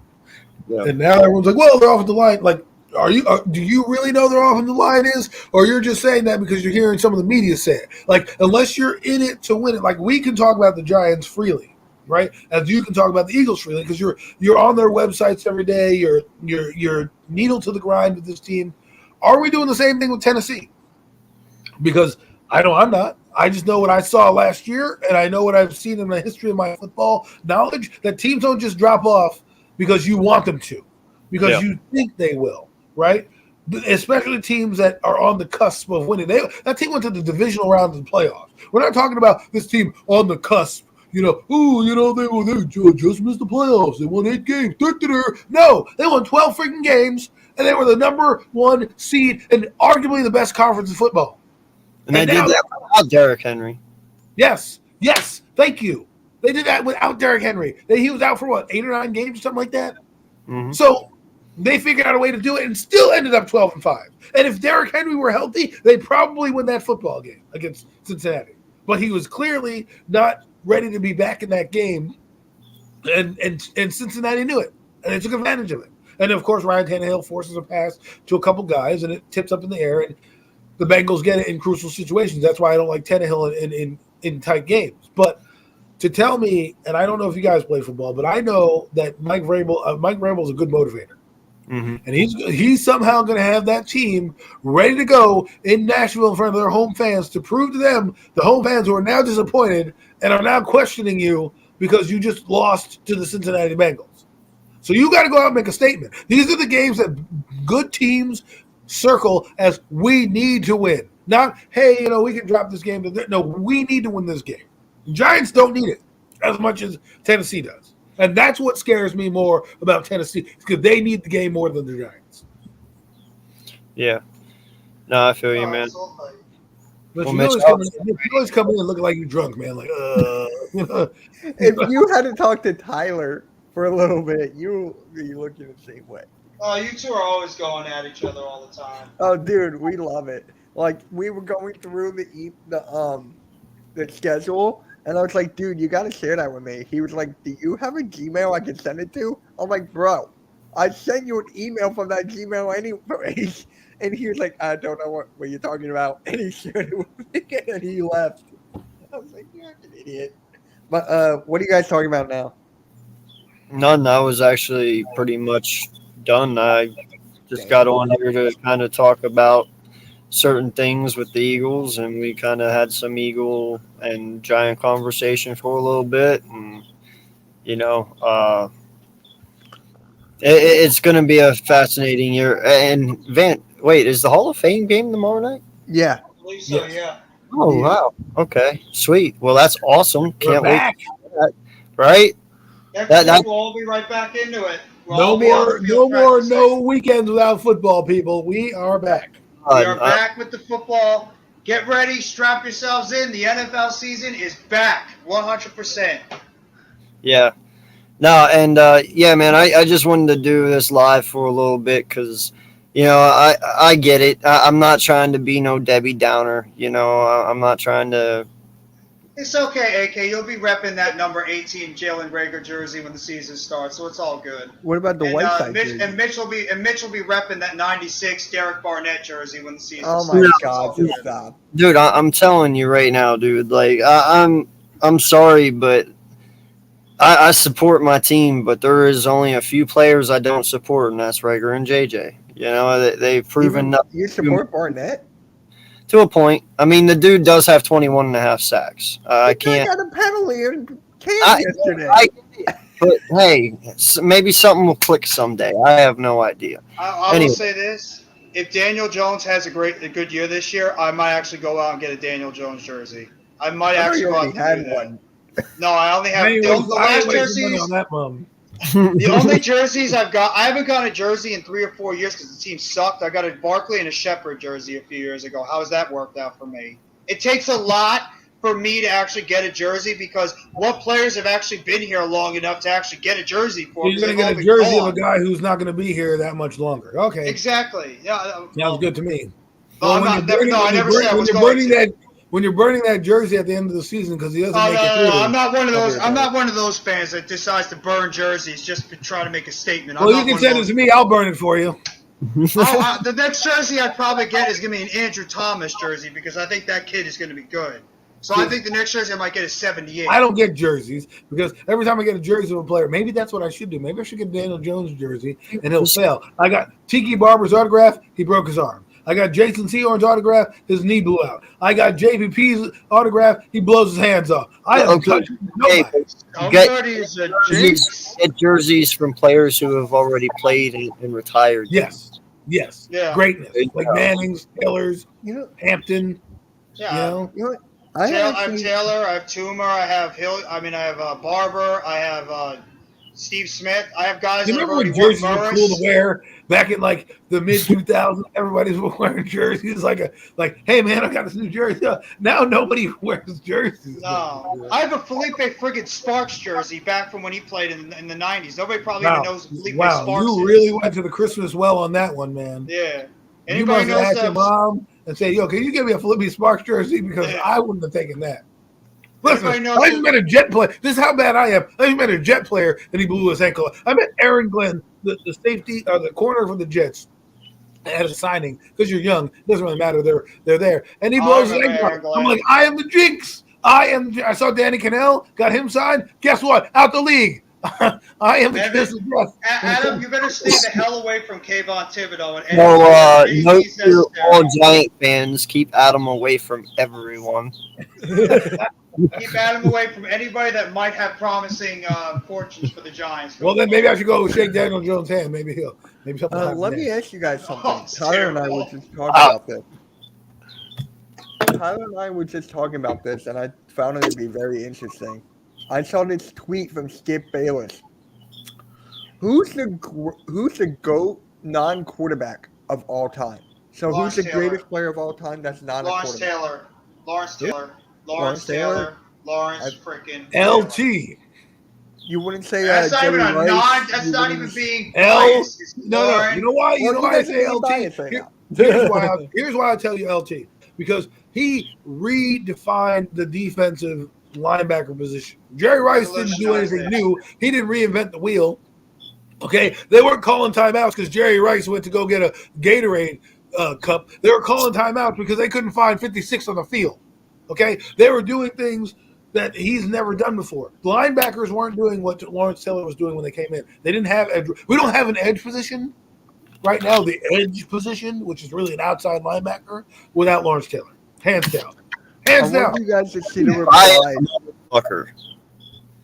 What? Wait, is this? Why? Because we didn't say Reggie White. We didn't say Reggie White. Reggie White wasn't even known to be an Eagle that much, man. We only love Reggie White as Eagles because he was an Eagle, but he's more of a packer than a fucking Eagle. Listen, he did Reggie White in 1988, bro, had 20 sacks in 11 games. The only reason he didn't shatter your fucking LT record or set it to the point where he'd never fucking reach it again is because our year got cut short that year. I don't even think they were recording sacks at the time when LT was it. He could have had more sacks when even know about LT right now if that was a full. Look at how angry he's getting. We say LT, he's like you biased son of a bitch. Well, yeah, dude, because you can't discredit that. If he had a 88, nobody's discrediting about what Reggie White did in the league. I know Reggie White. I think Jerome Brown would have been one of the best defensive tackles of all time had he not gotten into a car accident. Okay. And Sean Taylor would have been one of the best. And Sean Taylor probably would have been one of the best safeties. And Gale Sayers would have been one of the greatest running backs of all time if he didn't get hurt. That's a fact. That guy was scary how good he was. Yeah. I mean, we forget Jim Brown, how good he was, too. I mean, only reason I'm not trying to be biased. I give the minister of defense his respect. You know, I do. Me too. But what Lawrence did in terms of how the game changed at that position and how he just made the defense greater, that's why I have to say it. I'm not saying Reggie's not Reggie, okay? And technically, you're going to hate me now. I like Bruce Smith better than Reggie White, but that's just me. That's just who I am. It's just a flavor of what I have. Now, I don't even. Wait, I gotta show you guys the replies here to this tweet. They're gonna make you laugh. Someone said Jerry Rice. I can agree to that. Aaron Donald, no. Donald he's up there. No, I wouldn't say he's call him the about greatest some player other. of all time. Come on, No, he's not the greatest. Alan Page. he's good, but Alan Page is good. It's like this. It's like when you have the Michael Jordan comment, right? People, Bill Russell could arguably be the best player of all time, right? He won 11 Rest in championships. peace, by the way. Rest in peace. Yeah. to the great He Bill won 11 Russell. championships and 13 NBA seasons too as a player coach. You could arguably say Wait, that you said best athlete of all time? he's the best basketball player of all Best time. basketball Oh. Okay. It's a So I'm saying, like, generational thing. Michael Jordan, right, is arguably in my generation the Barry greatest Sanders, basketball of all time, right? Randy Yeah. Moss. We could argue it's like that. Who revolutionized the game more in our era? Jordan did. Now, Someone said this on Bill Russell changed a lot of things, obviously, but I mean, my brother would kill me. Deion Sanders. Yeah, he's Sanders good. was I one don't of think those. he's He was great. good. He's great. He's not like the greatest. You asked for the greatest of all time. I gave you the greatest. Yep. If you want to go down in categories, Barry Sanders is the greatest running back I ever seen. Okay, greatest running back I ever That seen. is not gonna have a lot of disagreement. No. How I want to end this show, dude. Seriously, because we've almost came up on an hour and a half here. How I want to end this show is I want the greatest athlete of all time. Oh, I could- Tyler and I have a list coming of that. I would Greatest- argue Dale Sayers was one of the greatest athletes of all time. I got Bo. He was I got Bo healthy. Jackson. Bo Jackson's All right, another we'll go- one. So, all right. So you have Bo. You have who? Jeff? Gail? Dale Sayers. Who you got, Adam? I'm gonna go with Michael Jordan. Are we just You- talking football You're or are we tugging talking at sports? string here. You're tugging at it. Nah, man. The greatest athlete of all time, I at know least who you're going with. who? Wayne Gretzky. Dude, he is the ultimate athlete. You're No. right. You're right. You're right. I should have went with Gretzky. In baseball. That's a great. No. I didn't even think about that. That's a good one. I'm going to tell you this right now. What Wayne Gretzky did in hockey, no one would ever equate in any other sport. In hockey. Only, Okay. No. Listen to me. No, he's the greatest ever. Period. Listen to me. You got to look at what Wayne Gretzky has done in hockey. Hockey is such a helter-skelter sport that if you extrapolated what he did in hockey and put it in other sports, he's light years above anybody else and what he's done. And I'm not saying that to say that. I'm saying that because even the greats like Mario Lemieux and guys like that are like, yo, Wayne Gretzky is the greatest of all time for what he's done. He not only led the NHL in scoring, but the way he scored, how he played the game, the things that he did. Like they said right now, my brother said to me, like, he's like, yo, if Wayne Gretzky could play in a normal sport like basketball, he'd have like 100 points a game, according to what he does in hockey. That's how good of an athlete Wayne Gretzky is. You don't know him because he's Canadian, he's older, right? And he's kind of a quiet guy, he's a reserved guy, right? But like, if he were People forget about this other guy. Bro, no lie. You could throw Wayne Gretzky in today, and he's at his age then. Like, dude, he fits in any time era. That's how good he was. Exactly. That's what LT I was does. about to say. Yeah, like Wilt Chamberlain. Are you serious? The guy did volleyball and track and basketball. Yes, but if you extrapolate what Wayne Gretzky did on skates, right? He's not on his feet. He's on skates. He's on a surface, by the way, that moves. Okay, the floor doesn't move. The ice melts. It melts all year, and to do that on skates and what he did in an era of brutality, right? I mean, think about it.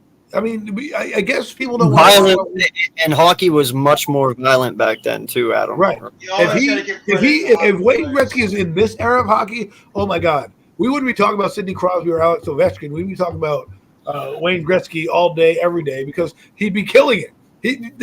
What he did, I'm telling you, I'm not a huge hockey guy, but I know my stuff when it comes to greatness and athletes, right?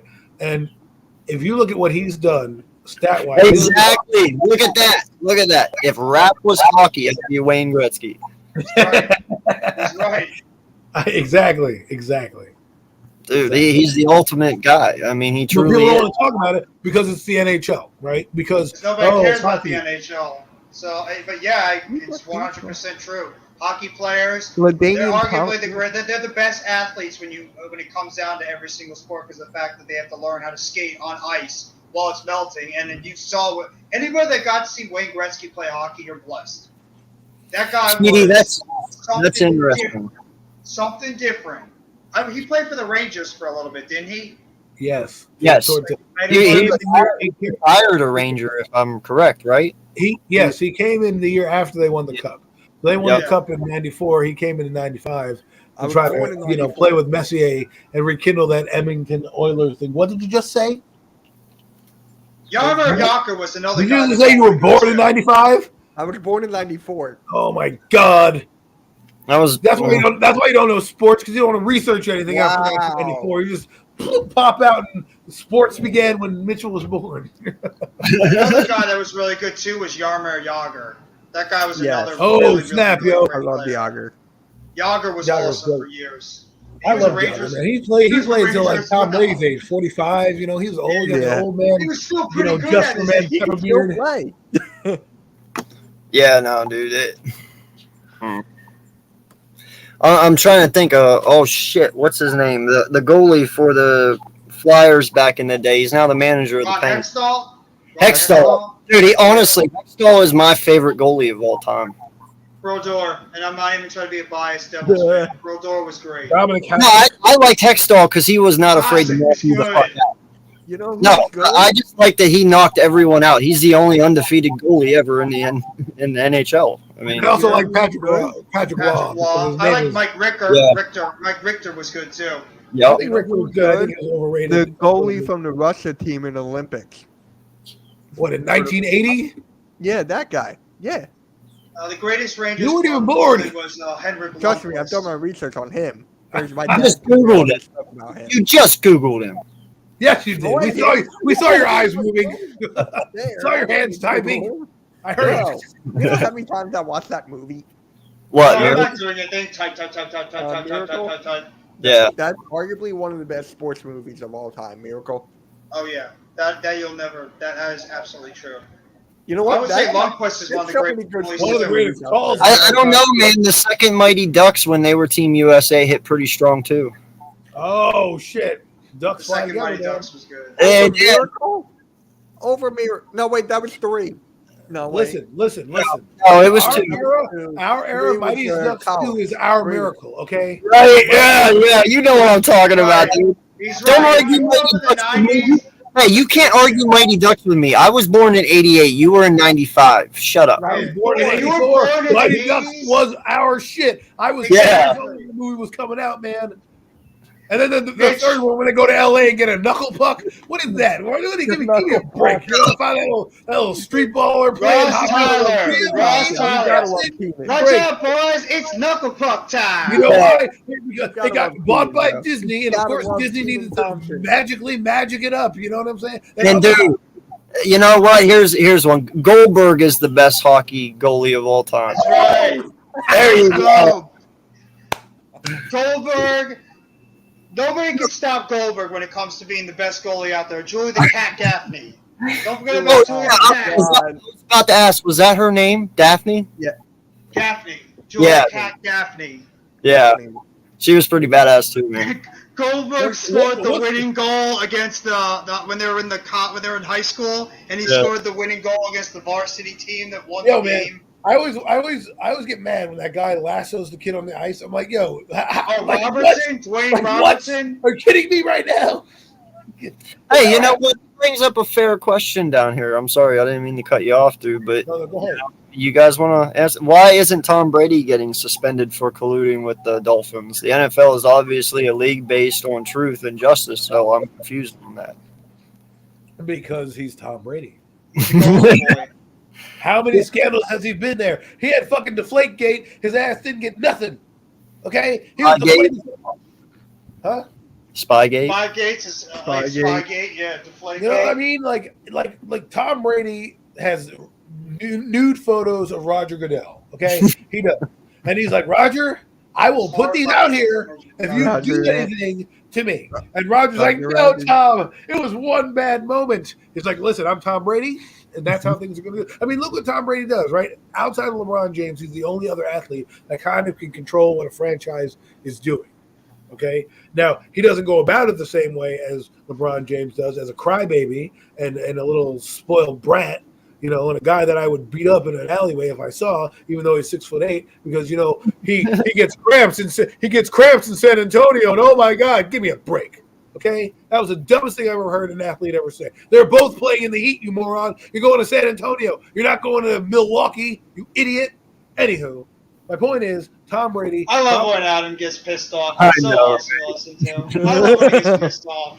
Dude, that's why he's in hardcore, man. I love his energy. It's hardcore. Daniel Jones throws like 2 picks in the game. Adam's like, what the fuck is this bums in this game? I'm getting the hell out right now. Oh, Please, Adam. Taylor. Adam, you are so doing giant play-by-plays this year. He won't do it. He won't do it. Come on, dog. You got to show the emotion, man. I need to see it.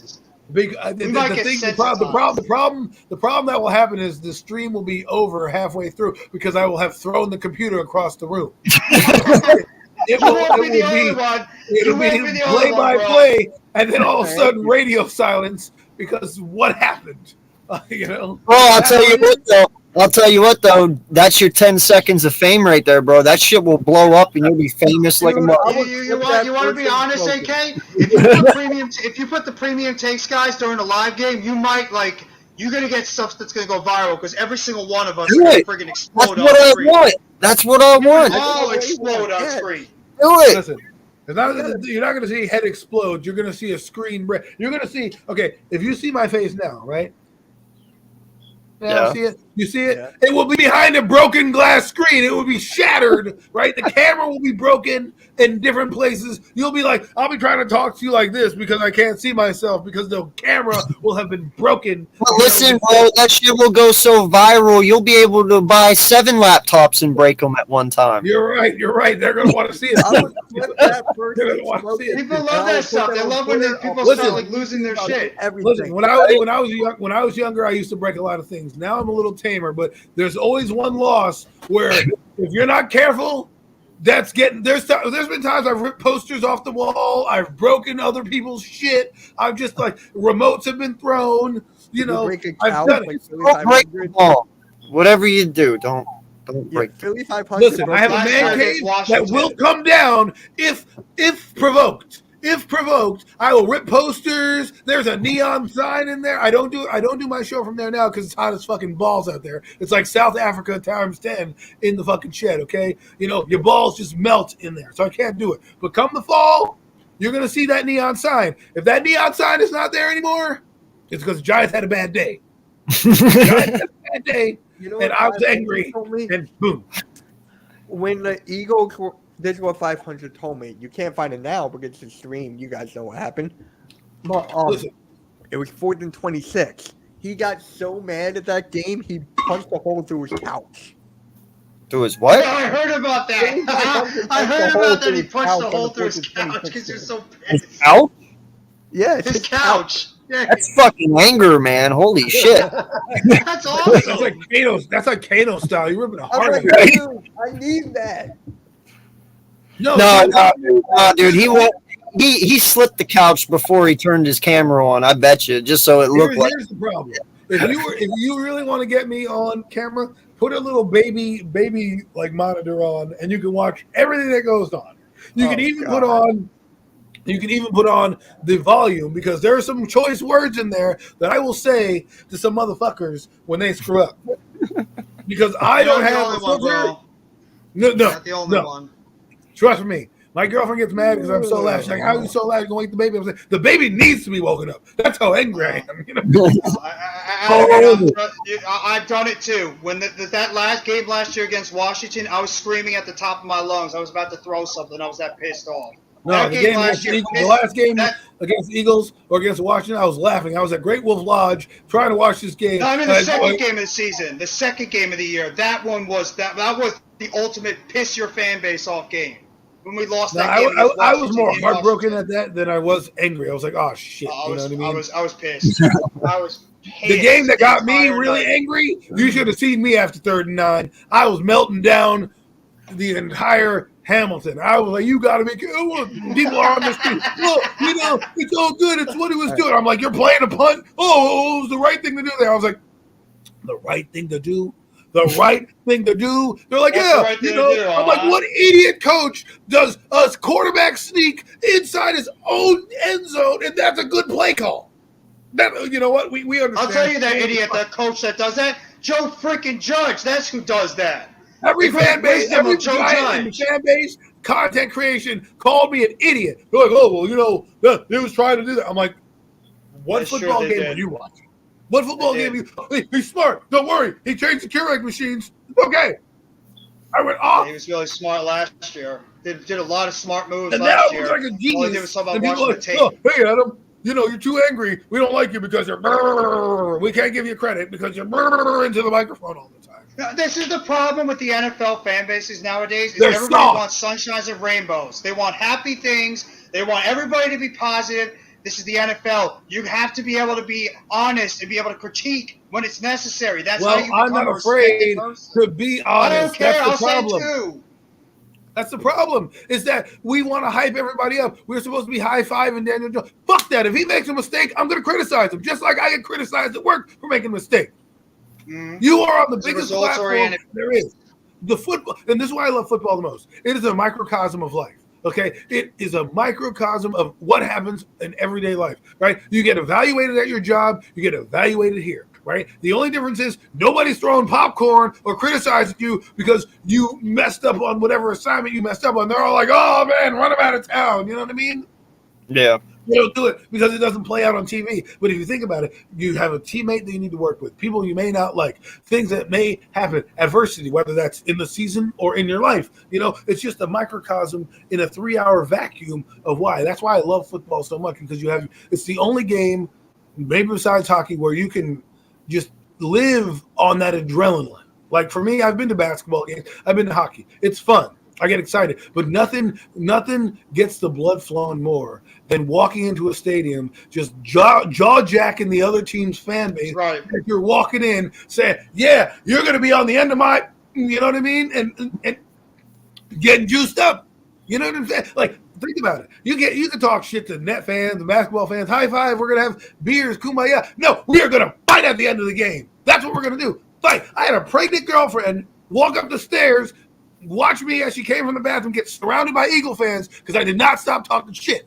And they were all going to kick my ass. And thankfully she showed up when she did, because my neck would have been out of here. There would have been no AC anymore I if walked that ended in. up going down what it could have been. She literally walked in and they're like, "Oh, this is your girlfriend?" I'm like, "Yeah." They're like, "Okay." I'm like, "Thank you, Lord." Thank you, Lord, because I was writing checks that I couldn't cash, but hell, I was going bankrupt that day. That's for sure. You know what I'm saying? If I was going down, I was going to be bankrupt. Yeah, no, I feel you, man. That definitely. I do not recommend you do that. Like, No. Listen, they started with me. I was just yelling at the team. These motherfuckers started turning around and yelling at me. Once you do that, it's fair game. Okay, it's on. Now, Fair I enough. don't care if you have 7 of you. I will talk until I die. You better knock my tongue out, because I'm gonna be like, "You, that's all you got." You know what I mean? As they're pummeling my face in. You know what I mean? well, listen, guys. It takes 7 of you to beat one Giant fan. You know what I mean? Like that's how it would have went down. And I'm sorry if you get in trouble. I'm sorry. No, it's cool, man. It is what it is, and we That's like. who I am. You know what I mean? No, it's fine. And Is that a convincing way to get you on the stream now for the games? No. oh, No. come on. I'll do it. I will think about it, only because I'm a guy who likes to enjoy the game and not be interrupted. But I do like calling the game. I always told myself, if I was going to call a game, I'd be on HBO so I can drop some F-bombs, right? Because you can't be on network TV, because on network TV, you know, Tony Romo's there like, I'm like, "Yo, Tony, you really want to say that motherfucker's an idiot?" You know what I mean? That's what you really want to say. That idiot threw to the other team. he's a dumbass. That's what you want to say. But instead he's like, well, the receiver maybe ran the wrong route. No, motherfucker, he's dumb. He threw it right to the other team. There's nobody in the vicinity. You don't need to sugarcoat that shit. Say it was a dumb decision, motherfucker, and move on. I kind of wish they actually say that sometimes on the live broadcast. They would actually be honest and say something like that. But I would love that, dude. I would love it. How many times you're sitting there watching a broadcast, whoever your favorite broadcaster is, and they say something so tight ass, and you're like, no, motherfucker, that just is bad. You know what I mean? Decision. Dude, how many times do you catch yourself in the middle of your own games after a play, and you're like, what the fuck was that? Exactly. All the time. And then then go to the friggin' defensive line against Tampa Bay that one time. Oh, what the my hell God. are you doing? Why are you throwing it to the defensive line? That's what I said. What That's are you what I wanted. And they were on Monday Night Football, and they're like, and even on Monday Night Football, I loved it because I think Brian Greasy goes, what was he throwing it to? And I'm like, thank you, Brian. Thank you. I'm like, you did this guy's like looking over here like, like, oh, let me go. I just wanted to walk through the screen, walk down to Tampa Bay, smack Daniel Jones in the face, and walk the fuck out. That's what I wanted to do. If I were Joe Judge, that's what I would have done. I would have smacked his nose and Adam's apple right out of his face. Ah! Like, dude, I know that Cardinals game with Kyler Murray, the playoff game where he threw the interception in the end zone just by doing a little flick. I know that. I forget who the hell was calling that game, but I guarantee even he wanted to be like, what the hell was that? Yes, even hell. Yeah, like sometimes I'm like, don't be PC. Sometimes. Like that's why I love like WWE's announcing, even though it's stupid. It's like sometimes they'll actually say like what you're thinking, like, yes, right, that was ridiculous. I love Pat McAfee, bro. Holy crap. Pat McAfee. I love that guy. JR was great too because JR, even though he's reading a script, he got you so fired up. You're like, oh my God, I'm feeling it because he's like, oh my God, Stone Cold. You're like, listen, old man, you're gonna have an aneurysm on fucking TV, but I love it. I freaking love it. Now you got like Al Michaels who will say some snarky comment, and you're just like, Al, man, you're just the blandest of bland people ever, and that's Chris Collinsworth. Who like he puts you to sleep. I'm gonna ruin your Chris Collinsworth experience right now. That guy has the biggest Adam's apple in the world. Go check it out. So when he's talking to you, and his son too. When he's talking to you on NBC, I'm telling you, AK, you look at me now. But when he has that game tomorrow on NBC, and you're watching that thing flap in the wind, that big Adam's apple bounce up and down. You're like, oh, I never noticed it before. Disgusting. I swear to God, he puts me to sleep when he talks. It's like every time he speaks, I want to just like put it on mute because I'll fall asleep during the game. He's so boring. He's got like no charisma at all. It's like when you get a bad caller on like WFAN and you just want to just hang up on them, and they're like, well, like, come on, let's get on with your point here. No, definitely, man. Like, I would rather have that was a great play by so and so. He did a great job over there. Like, shut the hell up and just call it. No, you know why, man? Give me some young dudes in there, man. That like whenever somebody hits somebody with a big play, they're like, "Holy shit, what a hit!" Did you see that truck stick? That was truck stick, baby. I actually like Kevin Burkhardt. I think he's one of the better young announcers that are coming out. Yeah, but even Kevin Burkhardt, sometimes you just want a fan to be like, "Look at what he did to that mother. He just ate that motherfucking flesh. Yeah, eat that 50-something or other." You know what I mean? That's what I would. You don't have those such personalities. That's why you can't have me on. I'll gladly announce another game, but the Giant game may not be. The only reason the Giant game will be good is because of how the range of emotions that I go through. The roller coaster ride, especially because Daniel Jones, like, put it this way. If Daniel Jones gets the ball with 2 minutes to go and they're down by like 5 points, you're going to see me on that baby camera on my knees praying to the heavens that he doesn't fuck it up. Like, please, just get us downfield and score. I even tell God I'll go to church on Sunday, and he knows that's a lie. But I do whatever I got to do, to get that win, right? And then you see Daniel Jones, and he messes it up, and it just takes the fight right out of you. And then I can't even watch the second game because I'm just like, oh. It depresses you. You've watched some of those games, and like Daniel Jones gives me agita. He gives me heartburn. Okay, he makes me not want to watch football. It's a lot of players on that team that give me one because of his ginormous nose. 2 because of his ginormous Adam's apple. By the way, his nose is crooked. All right. I don't know if that's just a life thing or a broken nose thing, but I can't stare at his face because it's crooked. So, and not going to lie to you, I don't know another player in the history of the NFL who said so many times in an interview. does say that a lot. I'm telling you, I probably could have been drunk after the first 30 seconds because he's like, well, we passed the football, and we do this. I'm like, get to the point. Go to public speaking class, you dumb mother. You went to Duke. And you can't even speak a sentence without using Are you kidding me? Are you? Look what happened. Now we got the websites coming in here. Oh, shoot. The websites have arrived Yeah, into the chat that means now. we're moving back up. Yeah. God. There's a lot of people on this team that give me agita. Daniel Jones is one of them. Well, listen, guys, I appreciate each and every one of you coming on and joining me here and talking some football. It's always fun talking with you guys. I just got aggravated now, and I don't even know why. It's just thinking about the season when it comes. Just heard giving Daniel me. Jones. Way to go, AK! You ruined his day. Hey, that's Damn right. it, AK. Daniel Jones is like a bad stomach ache you can't shake. You know what I mean? You take some Tums or something, it sequesters the problem for a little bit, but it always comes back in the end. No. No, that was Nate Solder and Will Hernandez last year. Those two guys just drove me up a flat. Those two guys were just annoying as hell to watch last year. That offensive line was just annoying to hell to watch.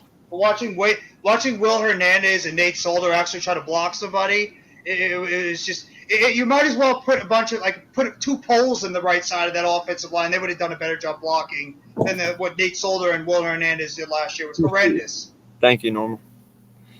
Yeah, no, They man. put two turnstiles there. They would have done a better job blocking than those two guys. I really hope you guys have a better offensive line this year, just for your sake It alone. can't get any worse. Yeah, You yeah. don't have Billy Price there anymore. How many It can't- times did Billy Price miss a block in the middle of the center of that offensive line that actually blew up some potential offensive plays there? The one time Darius Slayton actually gets wide open, can't have it. Billy Price lets somebody go right up the middle for a sack. That was our offensive line. I know Daniel Jones sucked last year, but our offensive line at times, it was laughable how bad they were last year, how they played. It was Well, fuck, laughable. didn't Nate Soldier have like a 5% block rate? It was- Like, wasn't it? Don't even give him Soldier got credit. turned around backwards on a block. He's like a gift now. Okay, his block is a gift. That's how bad He he was is. dancing. He was dancing at some of his blocks. He was so bad. Hernandez was just as bad. If you watched the center to the right side of that offensive line for the Giants last year, you would have been laughing your ass off how bad they were blocking. From Billy Nate Price Solder to is Will the gift Hernandez that and Nate keeps on Solder. giving. Oh my God. And then when Andrew Thomas wasn't out there and he missed games due to injury, and Matt friggin' Parrott was out there blocking at left tackle, oh my God. It was sad watching this team block at times. I was wanting to cry watching this team. That's how bad it was. I was crying during some of those games. It was that pathetic. That seems like a personal problem because I was Well, watching. listen, I'm sorry. It was anger and just. I'm sadness. sorry, but I'm not sorry. You know, but no, listen, man, I appreciate you guys coming on. Shout out to the 8 people still in here. Please hit that like button. Please hit that subscribe. On the road to 1K, sub up everyone that's on this channel. We're all hardcore sports here. Sub up hardcore sports as well. We're on a road to 1K there. But yeah, man, I appreciate each and every one of you coming on and talking. You guys make it fun for real, so appreciate it. Thank you. Thank you for having Thank me. you for having us on, man. Yep. Anytime. Yeah. So anyway, everybody, it is Wednesday. Appreciate you guys for tuning in. And I will be back Friday night at 9 p.m. with Boys for Life on 2 Beast, 1 East. And yeah, until next time, peace out. Fly Eagles fly. Everyone be safe. Later. Let's go, New York Football Giants.